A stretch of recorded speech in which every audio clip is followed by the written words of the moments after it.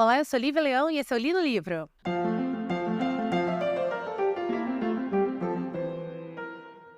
O livro de hoje é um livro para pessoas que gostam de leitura. Então teremos aqui algumas polêmicas levantadas sobre hábitos de leitura e vai ser, acho que, bem bacana conversar com vocês sobre isso. Mas primeiro vamos conhecer um pouquinho do autor desse livro, que é o Sosuke Natsukawa.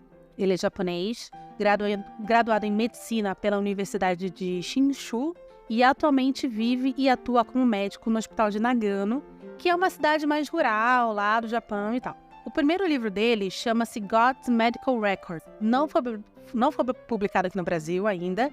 E ele é um livro que vendeu mais de 3 milhões de cópias só no Japão, ganhou vários prêmios e ainda virou um filme, tá? Para vocês terem ideia do poder desse livro. Aliás, gente, todos os livros que eu falar aqui desse autor, que é o Sosuke, menos, obviamente, o livro que a gente vai conversar hoje, tem títulos em inglês, porque eu não sei falar o nome dos títulos na língua original, tá bom? Então, voltando, o Sosuke também tem uma série de livros que conta com mais 2 livros onde o protagonista é o tigre, que é um gatinho laranja, malhado, de olhos verdes. O primeiro dessa série é o The Cat Who Saved the Library e o segundo, que é o The Cat Who Saved the Books, que é o livro de hoje chamado, no Brasil, O Gato que Amava Livro. Aparentemente, pelo que eu andei pesquisando, vai ter um terceiro livro que está em pré-venda já, chamado The Story of the Cat Trying to Protect You. Eu não sei realmente se esse livro ele vai fazer parte dessa série. Mas na sinopse ele também conta a história de um gato de olhos verdes. E como o tigre, embora tenha como sua principal característica ser um gato laranja malhado, eu não sei se é o mesmo gato, mas ele também tem esses olhos verdes esmeraldas que está na sinopse desse novo livro que vai ser lançado aí pelo Sosuke Natsukawa. E do que se trata O Gato que Amava Livros? Ou, do original em inglês, The Cat Who Saved the Books. Ele vai contar a história do Rintaro, que é o menino que o avô morreu, ele morava com o avô, os pais também são falecidos, ele é órfão, e o avô era dono de uma livraria. E essa livraria fica então pro Rintaro. E ele é um menino muito introspectivo. Ele mesmo usa para se definir a palavra hikikomori. Hikikomori é um termo cunhado em 1998 por um psicólogo japonês que vai descrever pessoas que vivem uma vida reclusa no Japão. E quando eu falo reclusa, é realmente muito reclusa. As pessoas não têm amigos, eles se afastam das pessoas, eles quase não saem de casa, eles não são vistos, eles não têm laços de afeto com ninguém, são pessoas muito, muito reclusas. E o Rintaro, durante vários momentos, na verdade, do livro, se auto-intitula hikikomori. Mas mesmo assim, o Rintaro tem uma certa comunicação com uma outra menina, que é a representante de turma, chamada Sayo. E a Sayo, ela geralmente vai lá na livraria do Rintaro, que ele que herdou, né? Para ver como ele tá, levar o dever de casa, as anotações dela. Ela sempre passa por ali para dar um oi para ele, para falar com ele. Então, às vezes, eu fico me perguntando, porque pelo que eu li, é uma coisa, o ser hikikomori é uma coisa, assim, muito, muito grave, né? Uma coisa, nossa, a pessoa, quando morre, o corpo chega a apodrecer, porque ninguém nem se lembra que a pessoa estava viva, umas coisas, assim, muito dark, sabe? Mas, enfim, Rintaro se auto-intitula hikikomori, mesmo tendo ali essa conexão com a Sayo. Ele tem uma tia dele que vem buscá-lo, porque ele é menor de idade, então ele precisa morar com alguém.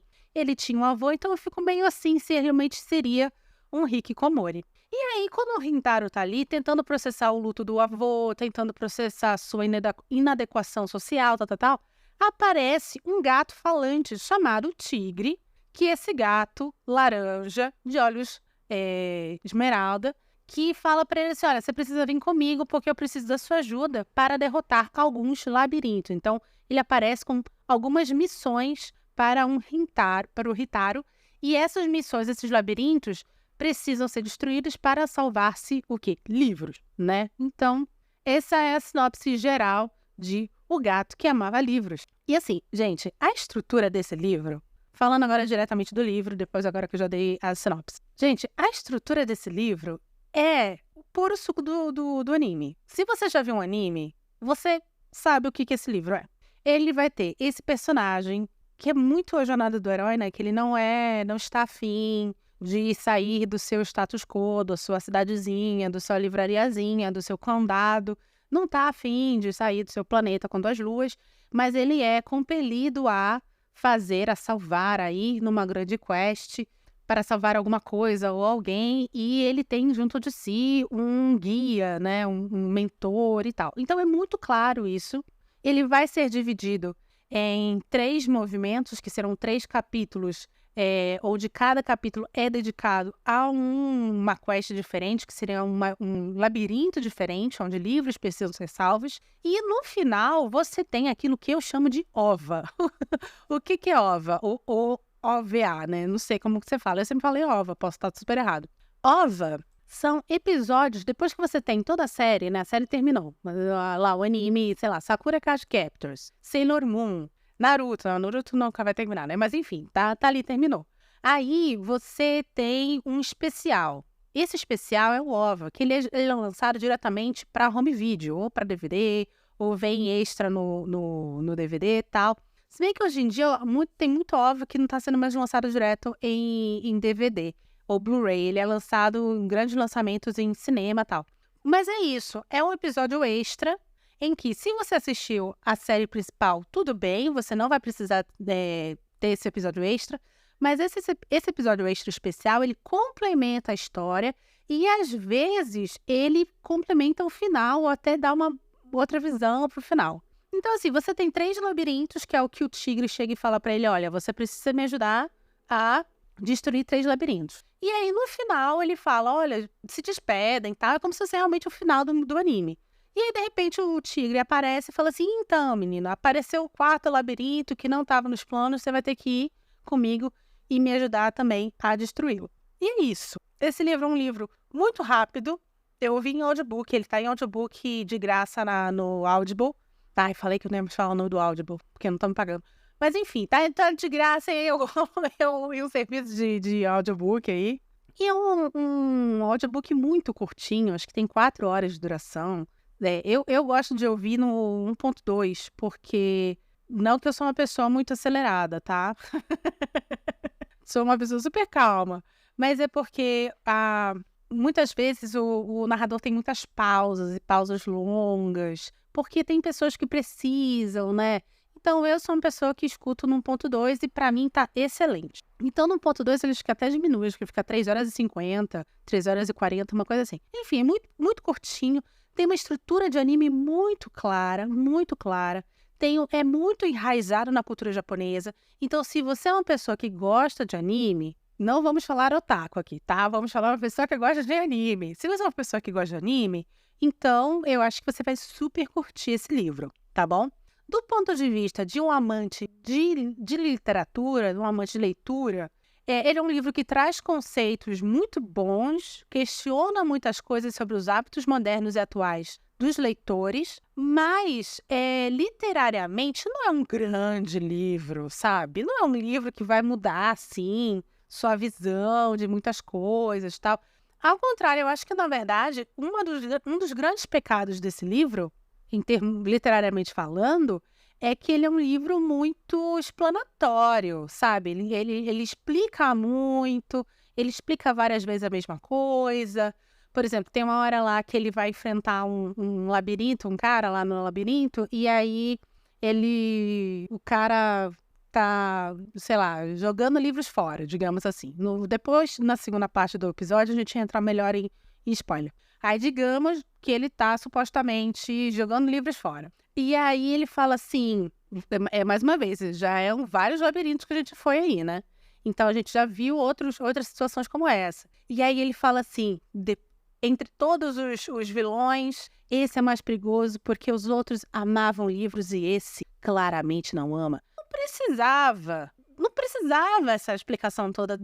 a gente leu até ali, entendeu? A gente acompanhou a história até ali. Então era óbvio que, diferente dos outros vilões, que tinham um certo apego e amor aos livros, só que de maneira errada, esse aqui não, esse aqui tá indo para outro caminho. Você não precisa explicar isso. Então eu acho que, literariamente, ele é um livro um pouco ordinário, tá? Bem medíocre. Mas em termos de temática, em termos de levantamento de questões sobre os hábitos de leitura atuais, principalmente quando a gente tem hoje em dia esse monte de BookTok, TikTok, YouTube, BookYuk, sei lá o que é isso.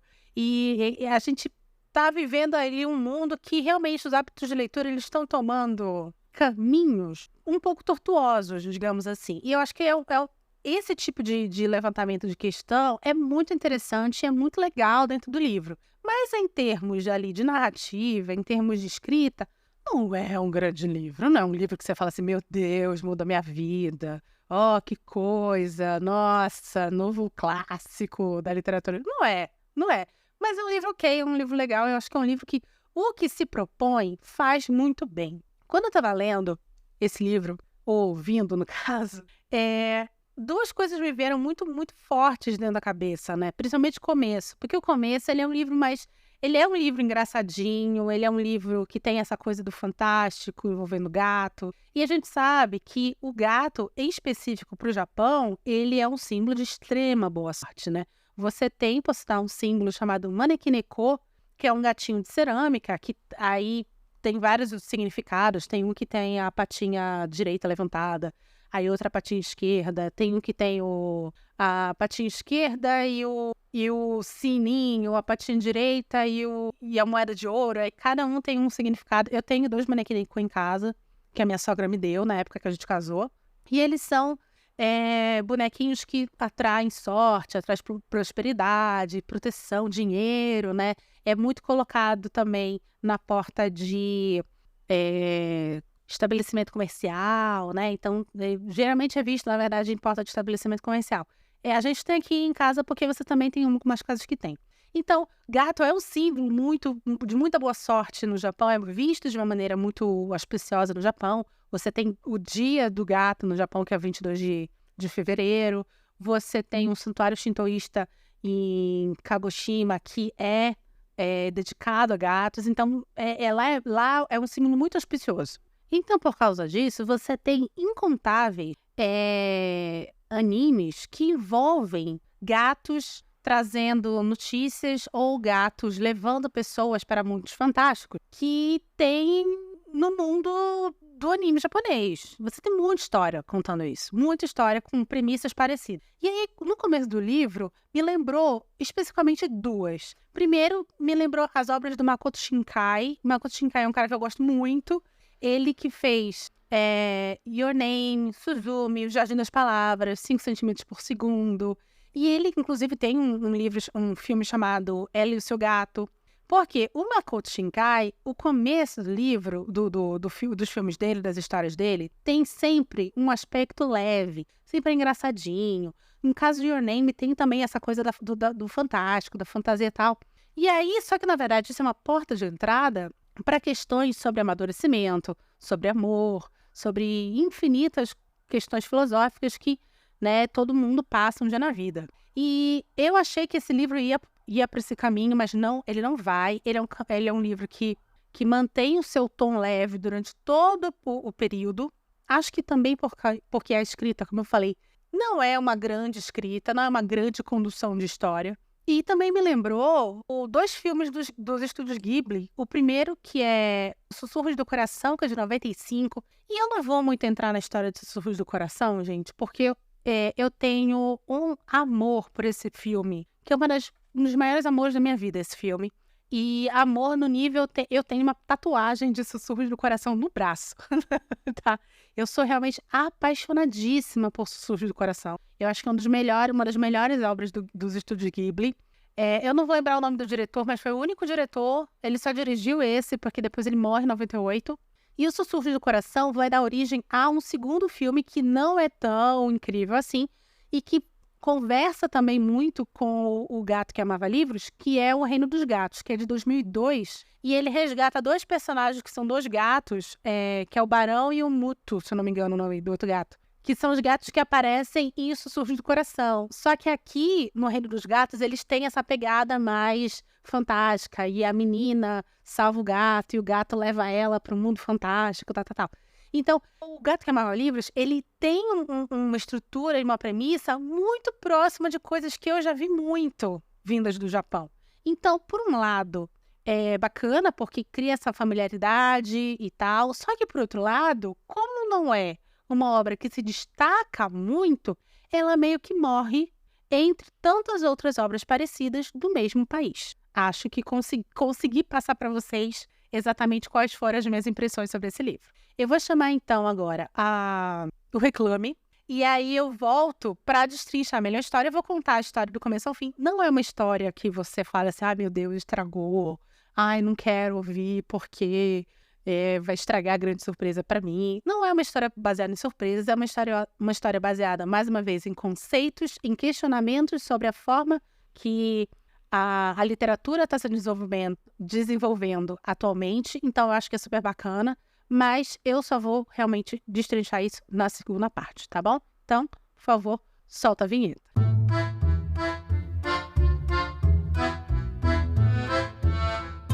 Opa! Já já o episódio continua. Mas antes, queria te lembrar que o Li no Livro é um podcast independente e sem patrocínio. Então, preciso da sua ajuda.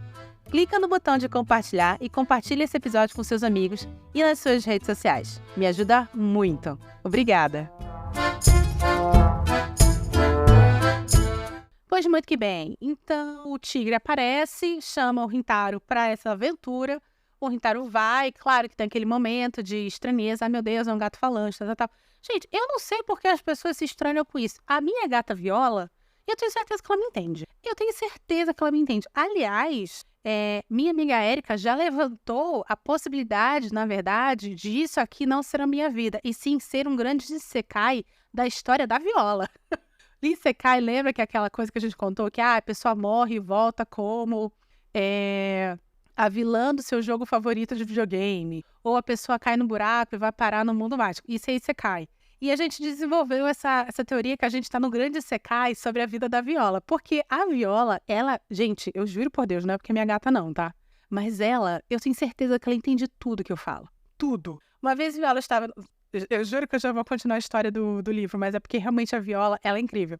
E uma vez, um dia desse, a Viola estava no sofá, e aí a diarista estava aqui limpando e ela precisava, obviamente, passar o aspirador de pó no sofá, porque, entre outras coisas, eu sou alérgica a gato. Mas Viola está aqui, reinando em casa, e eu que me foda e tome antialérgico todo dia. E aí, nada de Viola sair do sofá. E a diarista está precisando limpar lá o sofá.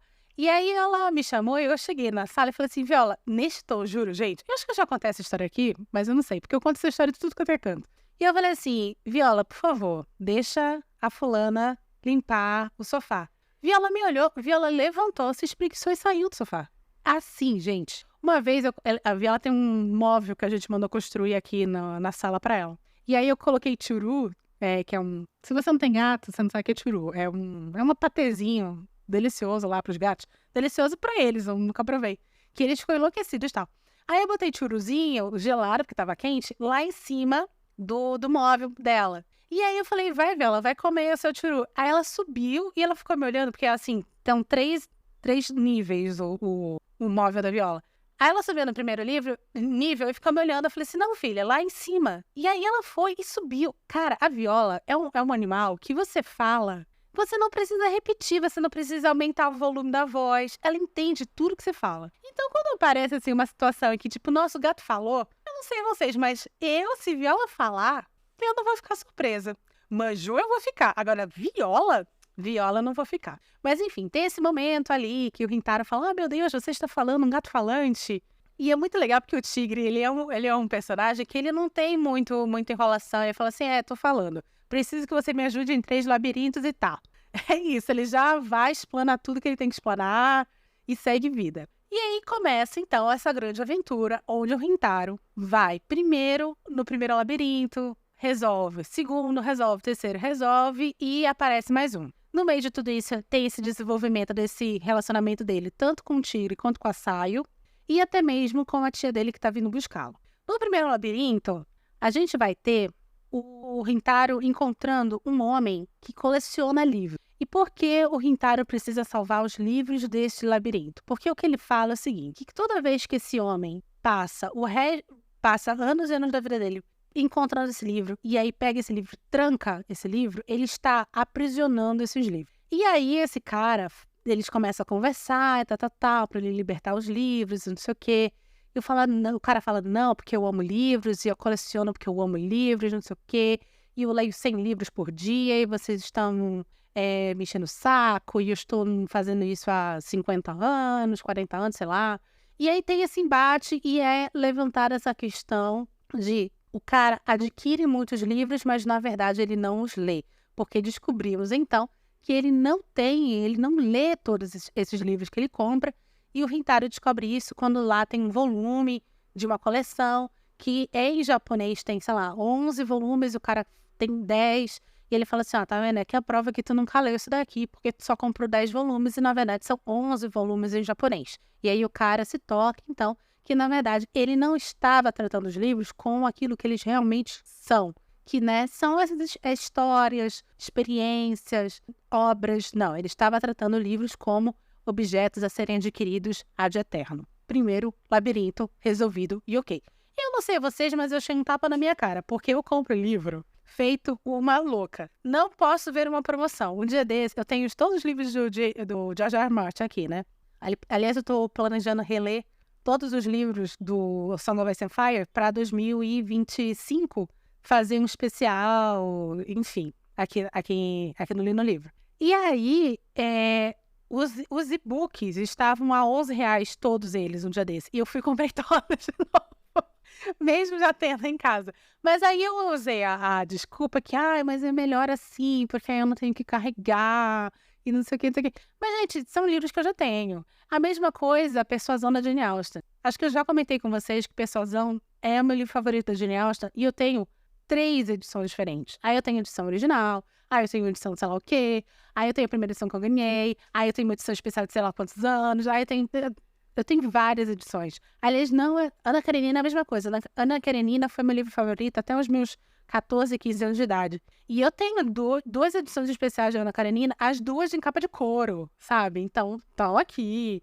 Enfim, eu me senti um pouco atacada pessoalmente por esse primeiro labirinto. Mas eu entendi exatamente o questionamento que ele levanta, né? E, em minha defesa, comecei a separar alguns livros para doação, tá?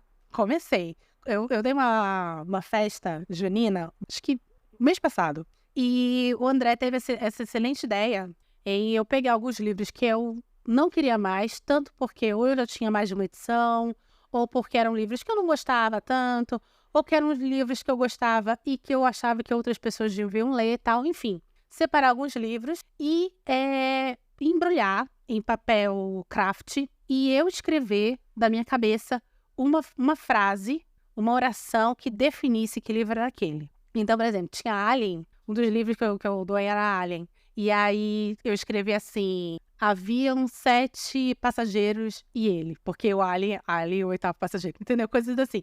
E aí a gente desceu com esses livros num baú de madeira que a gente tem em casa, e a gente botou num canto da festa, e assim, a gente falava para as pessoas, olha, todo mundo que for embora, pega um livro para você. E foi muito bacana, foi tipo um boom na festa, porque várias pessoas iam até o baú e ficavam lendo todas as sinopses, todas as frases, tentavam adivinhar qual era o livro. E virou uma grande atração na festa. Então, em minha defesa, estou trabalhando para não ser mais uma Gollum de livros, tá bom? Segundo labirinto. No segundo labirinto, a gente tem um cara que eles vão parar num labirinto que é como se fosse um instituto de leitura mundial. E aí eles vão até esse diretor, esse líder desse instituto, e eles descobrem que esse cara está cortando os livros. E ele fala que ele corta os livros porque, diferente de uma música ou um filme ou um seriado, você não pode fazer mais outras coisas além de ler, né? Tipo, você não consegue ver mais coisas ao mesmo tempo quando você tá com o livro. Você só consegue ler. Ele esqueceu a existência do audiobook aí, né? Mas, enfim, conheço muitas pessoas que fazem faxina ouvindo audiobook. Eu gosto de lavar cabelo ouvindo audiobook. Enfim. E aí, e aí ele fala assim, por causa disso a gente tem que diminuir a quantidade de tempo que as pessoas dedicam à leitura. Então, por causa disso, eu estou cortando, eu estou reeditando esses livros para que eles sejam muito mais fáceis e mais rápidos de serem lidos. E ele fala que ele estava tentando diminuir Fausto do Goethe para uma frase. E aí ele fala, e ao mesmo tempo que ele está falando isso, ele está ouvindo. Esse foi, na verdade, o labirinto que eu mais lembro, porque foi o que mais me marcou. Ele tá ouvindo uma música lá, e aí o Sosuke é o autor, o Rintaro fala pra ele, mas e se eu fizer isso com a música? Você não percebeu, então, que se eu fizer isso com a música, se eu editar e diminuir a música para um movimento, você vai perder grande parte do brilhantismo, do significado da música? É a mesma coisa com o livro. E aí ele, meu Deus, é verdade, nossa, como fui idiota. E aí resolve-se esse segundo labirinto. E esse segundo labirinto foi o que mais me marcou, devido a uma recente polêmica que houve no Twitter, não sei se vocês estão sabendo, de uma moça que, não vou saber o nome, já falei, não sou usuária de TikTok, a gente tem TikTok do Lina Livro, mas não sou uma grande usuária, que essa moça, ela falou que ela faz leitura dinâmica. Aliás, o cara do Segundo Labirinto fala, né, que ele fazia leitura dinâmica para ler o livro. Ela faz leitura dinâmica para ler o livro e ela consegue ler um livro de 400 páginas em 1 hora. Uma coisa assim. E ela se filma até com um grande relógio do lado dela, lendo o livro, supostamente lendo, né? De 400 páginas em 1 hora. E aí começou uma puta polêmica, tal. Gente, eu acho que esse tipo de coisa não devia nem ser discutida. Nem discutida. Primeiro porque a pessoa, ela faz com a vida dela o que ela quiser. O Antônio Bujanra, ele tinha uma frase maravilhosa que é: a vida é sua, estrague-a como você quiser. Entendeu? Então, assim, eu acho que a gente chega numa fase do mundo, a gente tá numa fase que a gente tá batendo muita palma pra maluco, sabe? A gente tá batendo muita palma, tá dando muita ibope pra maluco. Assim, quer comprar livro, gastar um dinheiro absurdo pra comprar livro, pra não conseguir entender 80% do que tá escrito? Faça, meu bem, faça. Só que, assim, eu não vou dar meu ibope pra você. E eu acho que falta isso. A gente tá num mundo onde, aliás, é uma das grandes questões e uma das grandes temáticas do Gato que Amava Livros. Como a leitura, às vezes, ela é utilizada como status. Eu tenho muitos livros, olha como eu sou incrível. Eu leio livros em 1 hora, olha como eu sou incrível. E gente, eu sei, pra mim é tão óbvio falar que isso é muito idiotice. É muito óbvio. E olha assim, gente, eu sou uma pessoa que eu leio muito, né? Eu leio por volta de uns 50, 60 livros por ano, o que eu acho muito. Já li muito mais. Quando eu trabalhava fora, que eu levava 2 horas para ir, 2 horas para voltar, que eu morava em Santo André e trabalhava na Berrini, que era 2 horas, 2 horas e meia. Teve uma época que eu trabalhava em Santo André, eu morava em Santo André e trabalhava em Santana do Parnaíba. Era 3 horas de ida, 3 horas de volta. Eu fazia meu TCC na faculdade, no ônibus da empresa. Então, assim, nessa fase, eu lia mais ainda, porque eram 2 horas. Das 2 horas e meia para ir, eram 2 horas lendo. Né? Porque aí você tem mais uma meia hora aí de troca de metrô, de pega de ônibus e tal. A mesma coisa para voltar. Então, era assim, 4 horas do meu dia, de 5 de transporte público, que eu estava lendo, né? E, na época, eu não tinha Kindle. Eu tinha um leve que, de vez em quando, eu botava uma coisa nele. Mas, por exemplo, falando do George R. R. Martin, Song of Ice and Fire, eu lia tudo à mão, cara. Era um calhamaço de 1.300 páginas na mão. Lá, me segurando... Todo o resto com o braço, me segurando com um braço no metrô, lá lendo. Então, assim, tinha épocas que eu lia muito mais do que eu leio hoje. Isso significa que eu era uma melhor leitora? Não.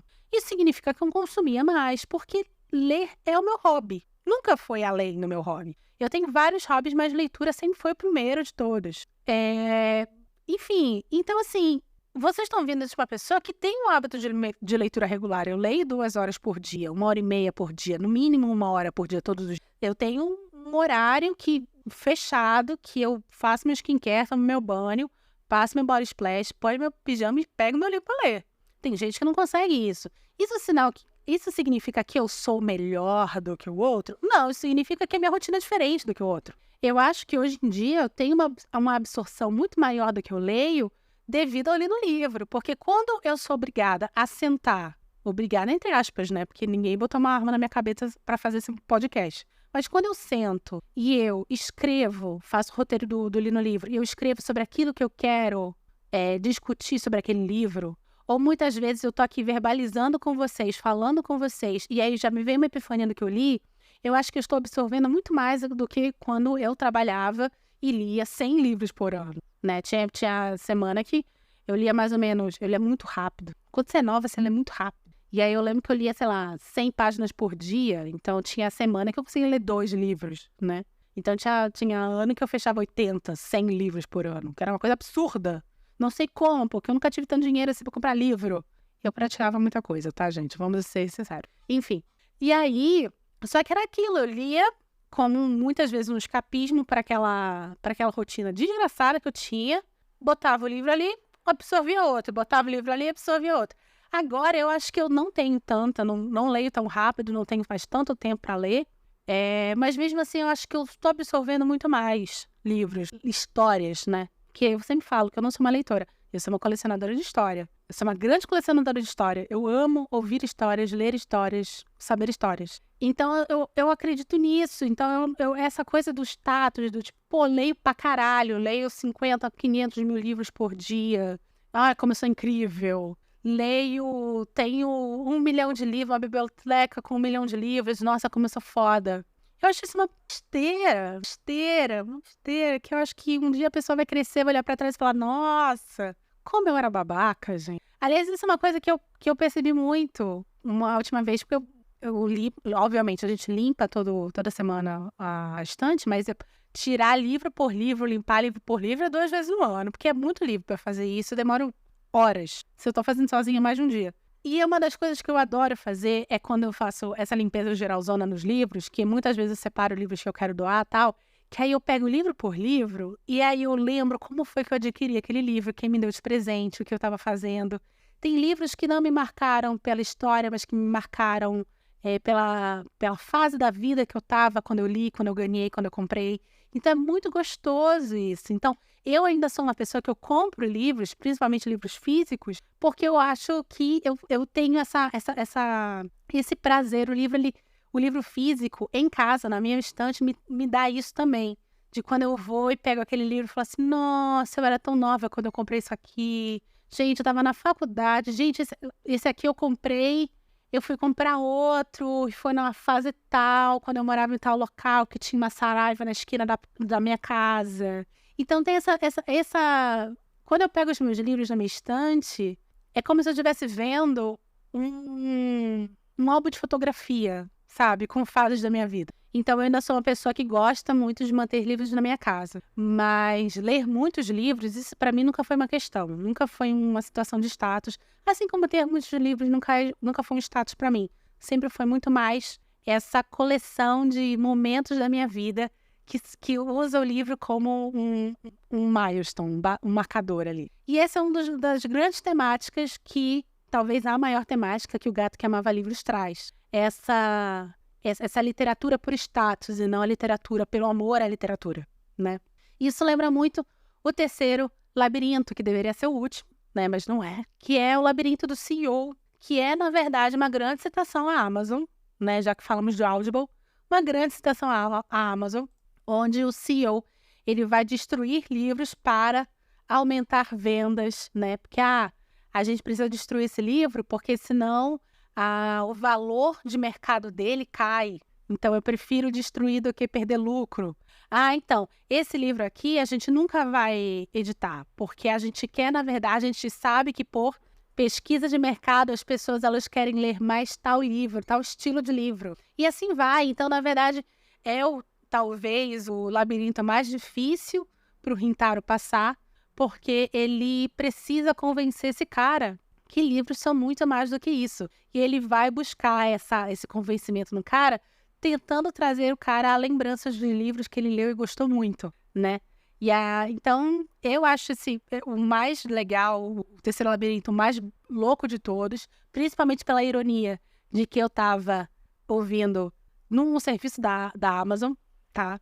A Amazon, que quando entrou no Brasil, foi responsável, sim, pela quebra de muitas livrarias de rua, muitas livrarias quebraram, mas mesmo assim é o local onde a grande maioria das pessoas adquire livros aqui ainda no Brasil. Também, eu não vou entrar nesse papo porque é um papo muito longo, e aí eu teria que chamar a minha amiga Érica, que já foi citada aqui hoje, que se formou em editoração, fez mestrado em editoração, para falar um pouco mais sobre o mercado editorial brasileiro. Mas tem também essa coisa da quantidade de livros que são editados, porque são livros de YA que vendem muito, para pessoas que estão no BookTok, do TikTok, que leem livros em 400 páginas em 1 hora. Enfim, gente, ele é um livro... O Gato que Amava Livros é um livro muito bom neste quesito. Ele traz esses questionamentos, ele levanta essas temáticas que são temáticas reais, são temáticas atuais e são temáticas de fácil compreensão para quem está no meio literário, tanto que quem escreve, quanto quem edita, quanto quem consome. Isso é muito legal. O quarto labirinto, que é o último, que eu falo que é o OVA, porque em si, se terminasse aí o livro, seria um livro já legal, mas ele é um quarto labirinto que vai surgir e que vai trazer um questionamento um pouco mais filosófico dessa vez. O gato, ele leva o Rintaro para esse quarto labirinto, ele não entra junto com o Rintaro dessa vez, porque ele fala assim, não, você consegue já lidar com isso sozinho. E ele vai questionar, ele vai encontrar uma mulher dentro da livraria do avô dele, uma réplica da livraria do avô dele, em que ela fala assim, então, você precisa encarar as consequências da destruição dos outros labirintos que você fez. E eu preciso saber de você por que você fez isso. Por que você adora tanto livros? Qual é o real poder dos livros? Então, esse questionamento que ele traz no último labirinto é um questionamento um pouco mais filosófico. É um questionamento que não vai ter uma ligação tão grande com o mercado editorial, o consumo de livros, ou a utilização de livros como status. É uma pergunta mais sutil sobre por que você salvou livros, qual é o teu amor por livros, o que que tu ama em livros e tal. E é muito bacana porque o Rintaro, ele fala em empatia, né? O poder do livro é a empatia. É você conseguir, através de livros, conhecer um outro ponto de vista, uma outra pessoa, uma outra história, um outro planeta, um outro lugar, uma outra situação. Então, é te tirar do teu eu, da tua realidade e te colocar numa realidade que não é a tua e te dar esse poder de conseguir enxergar as coisas por outros olhos e então ter empatia com essas coisas. Eu diria que o meu grande amor pelos livros, que é o que eu já falei aqui, o grande poder que os livros trazem para mim, é isso, é história. Eu amo narrativa, já falei também, fiz curso de storytelling, e uma coisa que o professor falava muito, o ser humano, ele entende o mundo através de uma narrativa. Ele entende o mundo através de história. Não é à toa que a gente entende o tempo, né, como algo que sucede, né, que acontece um ano depois do outro. A gente entende o tempo assim porque a gente, na verdade, vê o mundo como uma grande história, como uma grande narrativa. E eu falo que eu sou uma colecionadora de histórias, eu adoro história. Se você for me contar a história do seu tio, do seu avô, do seu pai, eu vou ouvir, porque eu adoro histórias. E eu acho que livros me dão isso, histórias de pessoas, de planetas, de lugares, de criaturas, de robôs, de tudo. E eu amo por causa disso. E eu acho lindo esse final, achei um final muito bonito. Mais uma vez, mesmo que terminasse com Terceiro Labirinto, ainda ia ser um livro legal. Mas esse finalzinho é um final muito bonito, muito coração quentinho, digamos assim. E aí, então, o Rintaro se despede de Tigre, finalmente. Por sinal, esse quarto labirinto é um labirinto um pouco mais denso, porque a mulher que é dona do doppelganger da livraria do avô do Rintaro sequestrou a Sayo, né, que é a amiga do Rintaro. Então, tem um lance também do perigo de buscar a princesa em distress. Então é muito bacana, mas achei esse finalzinho uma gracinha. Mas como eu falei, é um livro fofo. É um livro fofo, que é bem executado, mas não é um grande, oh meu Deus, que obra fantástica. Eu, mais uma vez, indico muito para quem gosta de livros e tá nesse meio, é um grande amante de literatura, porque você vai ter essas reflexões. E indico principalmente se você gosta de anime, se você gosta de Estúdios Ghibli, se você gosta de Makoto Shinkai, eu super indico O Gato que Amava E aí, senhoras e senhores, espero que tenham gostado desse episódio. Se gostou, por favor, compartilhe com seus amigos. Estamos nos principais agregadores de podcast, alguns pagos, alguns públicos. Estamos todas as segundas-feiras às 17 horas, último episódio do mês. Última quinta-feira do mês, episódio especial também às 17 horas. Temos de vez em quando, não é sempre, porque me dá preguiça, episódio, posts de referência no @LiviaMulder no Instagram e no @LinoLivro no TikTok, tá bom? Então, por favor, espero que a gente se encontre novamente semana que vem, segunda, 17. Eu sou Lívia Leão e esse foi o Li no Livro.